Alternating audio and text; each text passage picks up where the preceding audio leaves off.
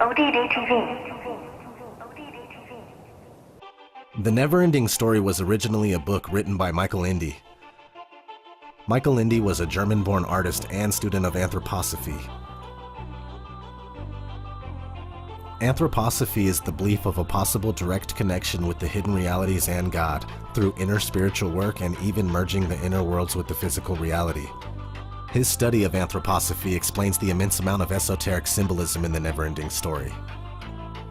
We're going to be going over the movie. It should be noted that Michael Ende hated the film adaptation of his book until his dying day, and though most would agree that the book is better, it doesn't change the fact that the movie is easy to fall in love with and that it was a childhood milestone for many of us that will never be forgotten. But get the book and read it, or listen to the audiobook. The movie begins with a boy named Bastian, who awakens from a dream and proceeds to tell his materialistic, realistic father about its contents. The father represents material and exoteric belief systems, the left brain, even criticizing Bastian to get your head out of the clouds and plant your feet on the ground. Bastian here represents imagination and creativity, the right brain. The word bastion evolved from the French word bâtir, which means to build, and is defined as a protrusion of a fortress to aid the defenders and ward off the attackers. Throughout the movie, Bastian is symbolic of the conscious mind, the observer of phenomena, at first just in the physical world, but eventually in both the physical reality and realms of the subconscious. In the dialogue with Bastian's father, we learn here that the mother has died, and this greatly affects Bastian. On his way to school, Bastian is stopped by 3 bullies who throw him into a garbage dumpster and call him names. The choice of having 3 bullies can represent a multitude of things. They could be symbolic of 3 vices which constantly plague the conscious mind, like ignorance, greed, and groupthink. After fleeing from the bullies, Bastian ends up in a bookstore in which the old owner stops him from taking a special book. Secretly, the owner really wants Bastian to take the book, and when he turns his back, Bastian is gone, book in hand. The old store owner is symbolic of the keepers of esoteric wisdom. They do not release their hidden wisdom unto the world, but unto those who seek it, are pure of heart, and are ready to receive the wisdom. The symbol on the book is that of the double Ouroboros. The single Ouroboros is the snake biting its own tail in the form of a circle. The double Ouroboros represents the infinite balance of the upper and lower natures of being. Bastian runs to school and skips his math class to run up to the school's attic and read the book. Skipping math class is emblematical of throwing aside logical left brain limited teachings for creative right brain unlimited thought. Reading in the attic is symbolic of the initiate who retreats from the world to learn and progress in his spiritual studies. We have seen this in almost every religious savior or prophet from around the world. From Jesus, to Buddha, to Muhammad. We even see it in Batman Begins. Once Bastian begins reading the book, from this point on in the movie, we switch between the book's narrative and Bastian's real-life narrative. In the book, we are introduced to a world called Fantasia. Fantasia is symbolic of the subconscious mind. It represents imagination, creativity, and the astral planes. We first meet a few mythological fantasy-themed characters in the tropical forest. The Mad Hatter, who rides a racing snail, says he's from the west, the direction of the element of water. The Troll and the Bat are from the south, the direction of the element of fire.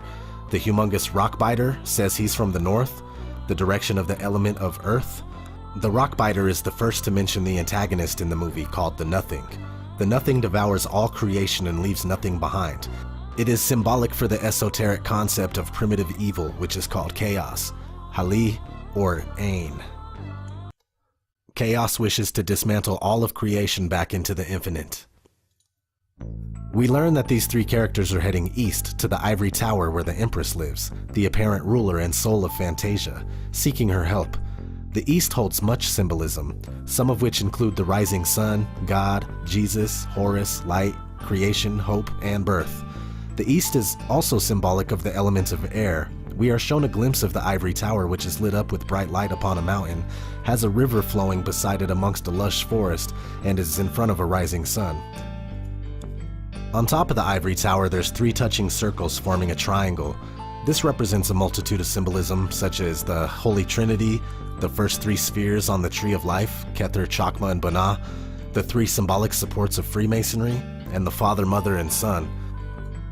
Above the 3 circles is a fountain inside of a lotus flower.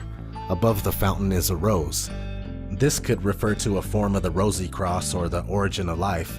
The Empress is not only a tarot card representing fertility, femininity, the giver, and the womb of life, but in Fantasia, she is the ultimate ruler of the realm. In the tower, we learn that a hero named Atreyu is on the way to begin his quest to save the Empress who has fallen ill. A young boy dressed in a garb similar to a Native American's and who looks similar to Bastion enters through the crowd. After being laughed at, he finally gains respect and is told he must divest himself of his weapons and company to succeed in his quest. Atreyu represents the conscious observer of the subconscious realms, the astral planes, and dreams. At first separated from Bastion, symbolic of our lack of control over our dreams and the astral, but ultimately we are both Atreyu and Bastion when we understand and gain control. The quest Atreyu embarks on is emblematical of our search for inner wisdom and ultimate union with God. We must do this by ourselves, without any weapons or armor. Atreyu is given a double Ouroboros necklace to guide him on his journey, the same symbol on the cover of the book. Atreyu rides his white horse off through many different landscapes, symbolic of the endless realms of dreams and imagination. At this point, we are introduced to another antagonist, this time a physical being, Gmork, the evil wolf. The wolf is out to kill Atreyu, symbolic of our own fears and limitations. Atreyu, after unsuccessfully searching the landscapes for the cure, dismounts and walks with his horse through the swamp of sadness. The white horse eventually sinks into the swamp and dies, leaving Atreyu by himself. He stumbles upon a large mound in the middle of the swamp of sadness, who is the Ancient One, who holds the knowledge of the cure. The turtle is allergic to the boy and keeps saying, "I don't care about anything, and what's the point of trying?" This allusion is to the parts of our mind or others who are lazy, pessimistic, or weak, or to the branch of philosophic thought which believes life is meaningless. After telling Atreyu the Southern Oracle knows the cure, he then states she is 10,000 miles away, disheartening the boy. The Ancient One submerges and Atreyu continues through the swamp of sadness, draining his energy and eventually sucking him down below the surface. The swamp represents depression, sadness, and the peril of basking in these thoughts, which can literally stop your progression in life and possibly lead to suicide or death. Just as the boy is almost fully submerged, the evil wolf dashes and leaps at him, but instantly the clouds clear and Falkor the luck dragon swoops down and saves Atreyu. Falkor is silly, intelligent, hopeful, courageous, morally good, and represents both our higher selves and the full tarot card. This scene is symbolic of just when we think we have hit rock bottom and there is no hope, our higher self or inner light emerges and saves us.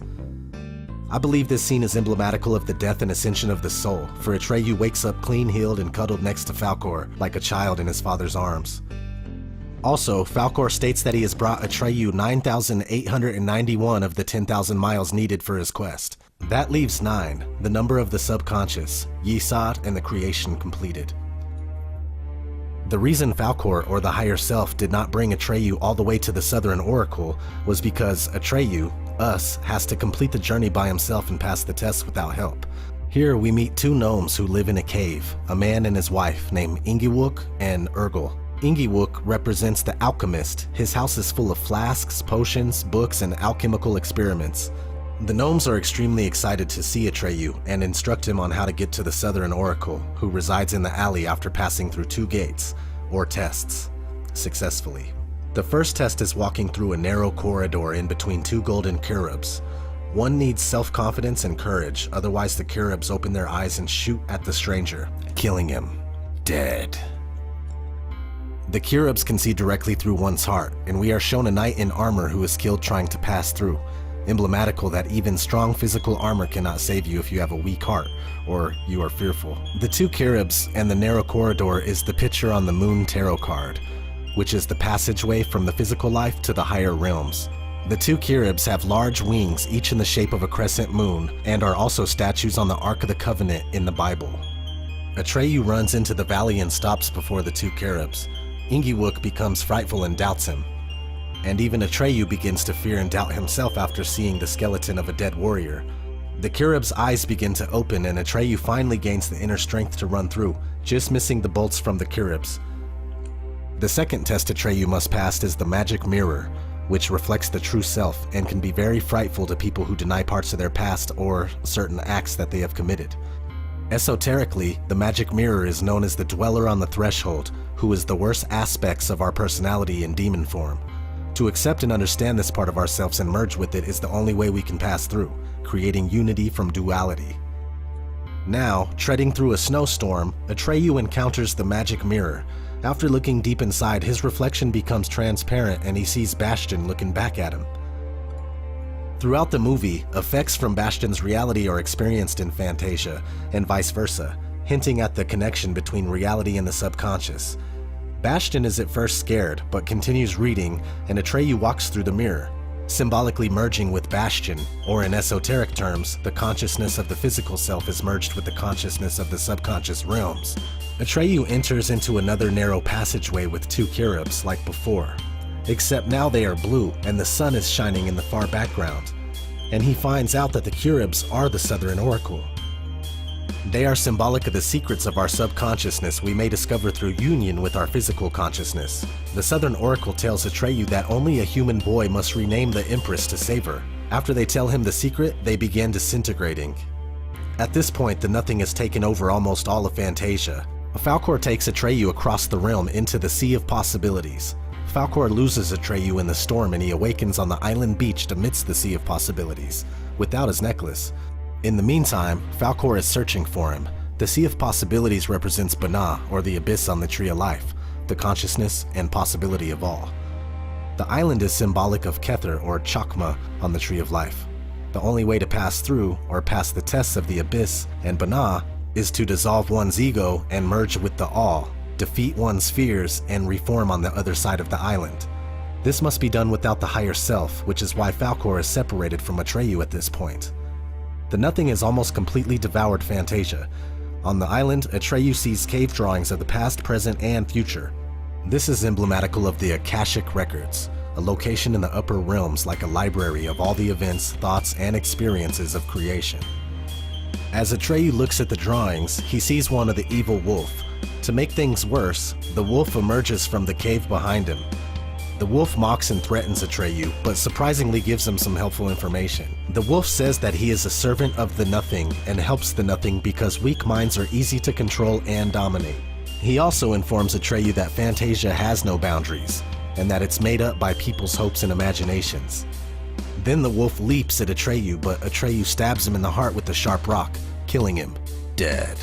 Falkor finds the necklace in the sea and saves Bastion just as the Nothing destroys the island and everything else. Flying through space, Atreyu and Falkor search for the Ivory Tower and find it floating amidst the ruins.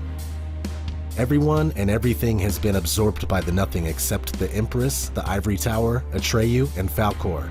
We meet the Empress for the first time inside her chamber.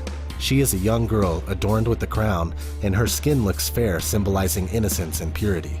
Her chamber is emblematical of the alchemist's bridal chamber, where the union of male and female take place. The chamber is filled with light, and Falkor waits outside, symbolizing the higher self cannot help at this point. Bastion, in his reality, realizes that he knows the Empress's name and he must call it out to save Fantasia, but hesitates because his father criticized his imagination, symbolic of mainstream belief against esoteric teachings. Once Bastion gets enough courage, he screams out, "Moonchild," the new name of the Empress. After a screen of blackness, the camera zooms out, showing the Empress and Bastion in the dark, and the Empress is holding a glowing grain of sand. This scene is symbolic of the union of male and female producing a child. It also represents the union of conscious and subconscious minds and the great work completed. The Empress says, "In the beginning, it's always dark." The first verse of Genesis should immediately come to the forefront of the mind. She says that in the beginning, only a grain of light is present, and gives it to Bastion. He asks her if the whole journey was worthless, and she responds, "It isn't," and that only through wishing and this tiny grain of sand can the universe be fashioned again. Spiritually, this is emblematical of Purusha, awakening from his slumber and recreating reality through his memory and vision.